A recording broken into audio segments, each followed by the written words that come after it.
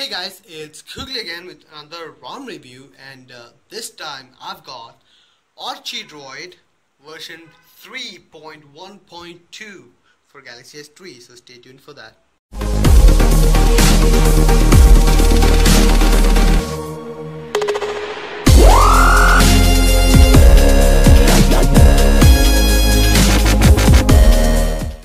So guys, Archidroid is here with 3.1.2. You know, when I came back from my travels and actually asked you guys what ROM do you want me to review, I was not actually expecting Archidroid because, well, Archidroid has always been one of the best ROMs available, but it was nothing what a normal person would like. I mean, it was for geeks by a geek and all that. It had a backend, it had Arch Linux and all that stuff. So yeah, I was not expecting this one to stand out and all the people to recommend this one, but man, I was overwhelmed by the response I got.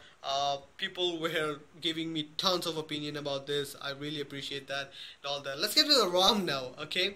First of all, what you will see is the lock screen, which is the standard lock screen for Android Lollipop. So swipe up for locking, left, right for phone, left for camera and all that jazz. So that's there. Now, all of this what you're seeing is from the Aroma installer, so it does change your experience quite a bit if you are going to install another package. So just check out my installation guide so that you know what all options you'll be getting. So that is nice. So this one here is the Google Now launcher, which has, well, it is pretty good launcher. I use it personally with XGL settings and it is really cool, so it's really nice. Let's go to the settings and get started with this because there are a lot of options too in this one. So in the about phone page, you will be seeing that this is Archidroid CyanogenMod based. It is CyanogenMod based 12.1.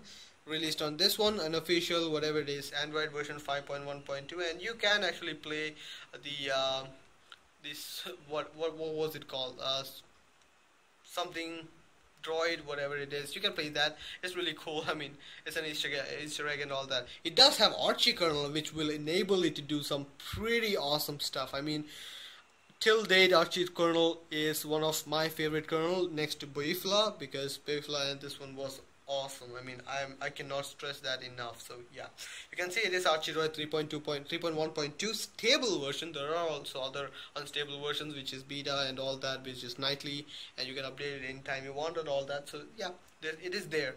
Let's go back, and here are the settings menu. Most of these are in fact what you will find in the other ROMs also, and other feature rich ROMs you can find almost all of these, but this is really integrated. This doesn't have a different selection for different settings. It's really cool. And yeah, let's go to the first of all, let's go to sound settings. These are mostly the settings you will find in any other phone. Launch music app when you connect your headphones, so that is an option there. Vibration intensity, which I really like. I've set it to low because I like low vibration intensity.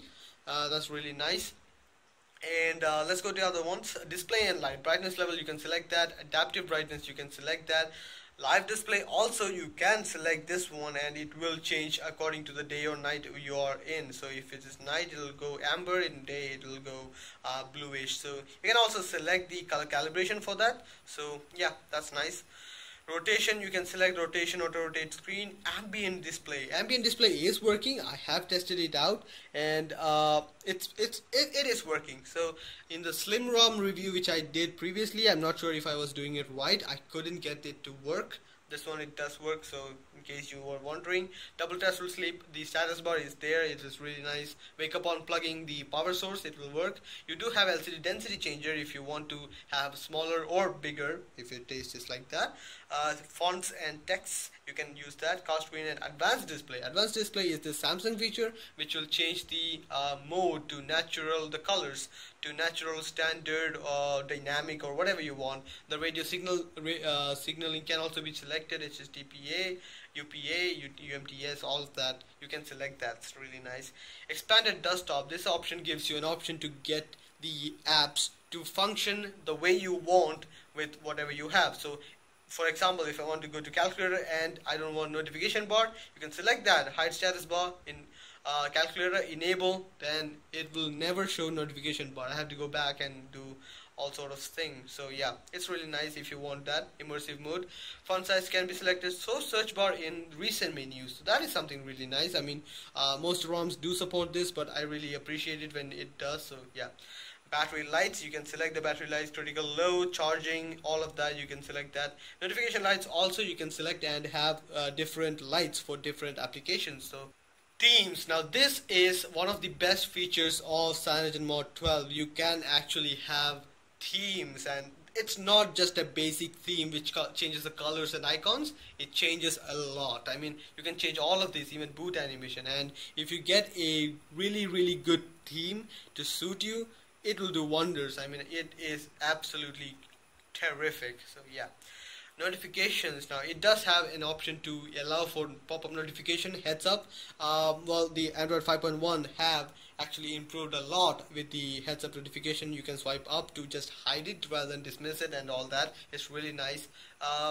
When device is locked, show all notification content, or do not show notification at all, because that is also very good. If you have a lock on your device, it just foils the purpose of a lock if your notification shows everything. So yeah, that's there.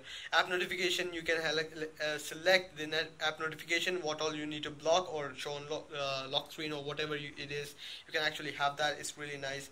Filter notification, manage the ignore notification and filters. You can ignore a few stuff from certain apps. Nice.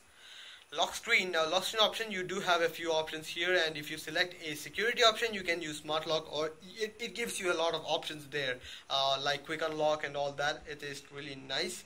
Buttons, you actually can get on-screen buttons working, but that will actually disable this one, the hardware keys. So I'm not really sure why, but I would have liked an option to have both of them. It seems that there's that option in the Aroma installer, which by which you can enable this and still use hardware buttons. So I'm not sure why there's a conflict between them, but hey, if you want to use it, you can, and if you don't, well, yeah, you can't. Okay, in security options, there are all the new Android 5.1 features are still here, so you can still use them, like the screen pinning, which is something cool. I like that. I want to use this one, and I want to pin this one. So what should I do? I will have to yeah, I can just pin it here and it is pinned. Okay, I have to touch and hold the back button to unpin it, and I can unpin it, and it is really nice. If you want to give your phone to a kid, there are sensitive material on your phone, and you can just give it to him to actually, not for him to fuck up, but hey, come on. They'll get to know what a pinning is and all that way before when you understand. So yeah, that is there. System profiles, you can actually have different profiles. Automobile will activate the Bluetooth. You can actually set them. You have to have Bluetooth on, NFC on, whatever you want. You can actually have that working. It is a really nice feature if you have a car and you commute a lot through your car. You can have that. Status bar options include center clock, left clock. I don't know why left clock is still a thing. I have center clock, small AM PM indicator. This is the only thing apparently you can do. You cannot have a day of the week indicator. Show notification count, brightness control with the status bar swipe. Notification drawer option, you can actually select the quick pull down, quick settings and all that here. You can actually enable these. You have all of these options: heads up notification enabler, lock screen, root access, sync, system profile, compass, which is one of my favorite one, ambient display on off. You can always use all of these and it does work perfectly. So it's really nice.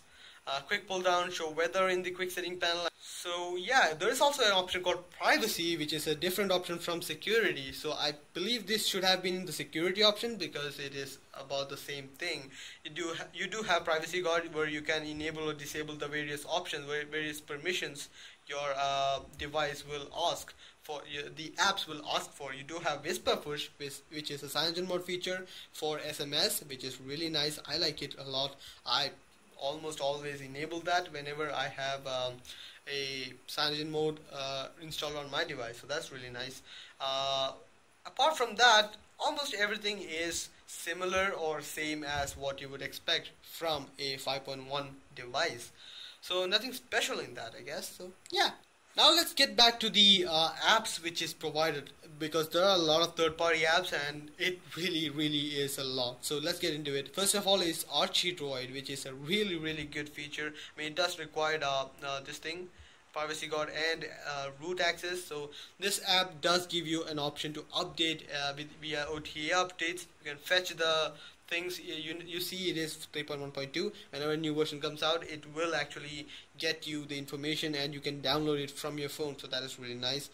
Backend. So you know, Archidroid backend, it is one of the best implementation of custom fixes which you can use on a phone. So just read about backend at his blog or at XDA and it will be really cool. I mean, you do have adblock, proxy DNS, Framdom. It's really cool. It does work out really nicely. You do have Linux, you can mount it and you have that. See, if you do not understand what I'm talking about, if you do not understand the importance of Linux on a phone, just, I mean, it may, I have no words for it. If you do, I still have no words for it because it is that cool of features. So yeah, let's get to the other apps now. There's calculator, calendar, all of these are from the G apps which you have flashed with the ROM. So you can have all of these. Cool tool, it is available and it will work, and it is one of the best notification tools you have about your hardware. It really does work. What else do we have which is special? I have to install enter to benchmark Synapse. I'll get back to Synapse. It also has terminal emulator, which is a really nice feature. You can actually use terminal emulator to do a lot of the Android's functions, but via codes. If you know what the codes are and if you know how to use them, it will be splendid. So yeah, let's go to Synapse and let's see if it will work. Last two times it was not able to work because I'm not really sure why. Okay, it is working now. It is one of the best. Well, do you remember the Boifla config, which is for the Boifla kernel? This is Synapse for Archie kernel. You can have that. You can also donate to him here, and it has a plethora of options here. You can actually change the AC charge rates, which is right now at 1000 milliamp per hour. You can also change the USB charge rate, wireless charge rate, ignore unstable power. Do not take that because I have had problems with that. CPU levels, you can turn CPUs on or off. If you are not working, you can disable these and it will save a lot of battery. Honestly, quad core for a daily task is not required. The most important thing is RAM. The RAM in this phone may not be the best one, but still, for 1 gig of RAM, 2 cores are good enough to have daily tasks. So yeah, just disable both of them. But when you are going into intensive tasks like gaming, you may have to enable these back on so that it will not stutter. Turning these off will save a lot of battery. So yeah, you can also have CPU max frequency. As you can see, the max frequency right now is 1600, which is a slight bit of overclocking. This CPU is rated at 1.4 gigahertz, which is 1400. So there is a slight bit of overclocking. It does work out nicely, so that is cool. Now you do have governors, various governors. Activate Pegasus USQ. If you activate that, you can use all of these functionality, which will help you pinpoint how your phone will work in various scenarios. It is a really cool feature, and I would suggest if you would use these to your best advantage so that you have a good experience with your phone. S3 is an aging device. You might have to get into stuff like this to have it working properly again, so that is nice. You do have input output, SD card, row, read ahead, all of that is here. You can select from that. Dynamic F-Sync, also you can read about these from the forum, because there are a lot to get into. These are available in this. Notification LED settings, you can have fading LED, LED NCD, LED speed, slop operation, etc, etc. You have that. Low memory killer, you can actually have apps close when it reaches these megabytes, so you can actually have that. The RAM, okay, the RAM megabytes, when they reach 40, they can kill everything. At 60, you can kill 2 of them. You can select that. All that is really nice. Adaptive backlight, touch wake, double touch to wake, knock on to wake, all of that options are here.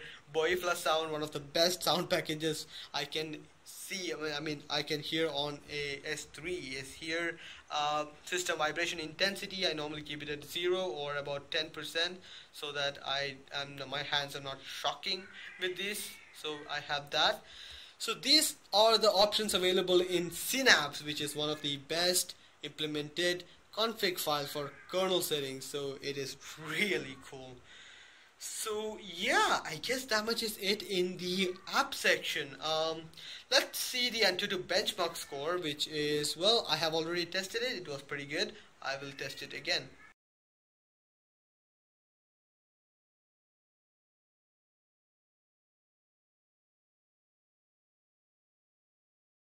So here is the score which I got, which is a pretty awesome score, honestly, because 30,000 for a stock ROM. Well, it is a CM ROM, but the score here is not surprising for me because it is an overclocked phone. So yeah, it will have 30,000 thing, so speed, whatever it is. So yeah, it is an OC. It does run at 1600. It's not probably recommended to run it 1600 for a long time, but hey, you can have that. So that is really cool. So yeah, let me show you guys the boot animation which I was posting about in the installation video, because that is a really cool one. So here it is, guys. It's the boot animation, which is flat style. You can see the notification light is running. It's really nice. I mean, I didn't know Archidroid had a good boot animation before. So yeah, it's a really nice one. So there you have it, guys. That was Archidroid 3.1.2. It's one of the most fan favorite ROMs for S3 right now, because honestly there were so many requests for me to review this ROM. It is absolutely a beast. So yeah, it's really cool. So yeah, I guess that much is it about the ROM. Hope you guys liked the video. Please share, subscribe and like the video if you found it useful. See you guys next time. Bye.